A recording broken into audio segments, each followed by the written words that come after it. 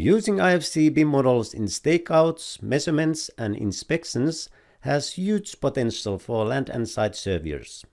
Unfortunately, the models you get from the designers are not well fit for the purpose. Here are 3 things you can do with Simplebim to fix this and prepare your models for field applications like Trimble Access and Leica Icon.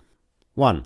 Design models are heavy for field applications and have a lot of unnecessary objects in them. In Simplebim, you can select the objects you need for your job with the simple drag and drop. Export the selected objects back to IFC and load the model to your field app. Simple as that. 2. In field applications, models are managed with object classes, model tree or layers. The ones you get from the designers usually are not fit for the purpose. Organize the model objects in any way you like with Simplebim's value combiner or other data management tools. Now you have full control over the models in field applications.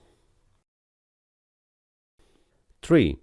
The design models are usually in local coordinates. Transform your models to project coordinates with Simplebim's Move and Rotate or even Helmet transformation tool.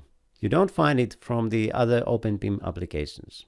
This was just a short introduction. Please check the more detailed tutorials to learn more how you can take full control over your IFC models in site and land surveying jobs.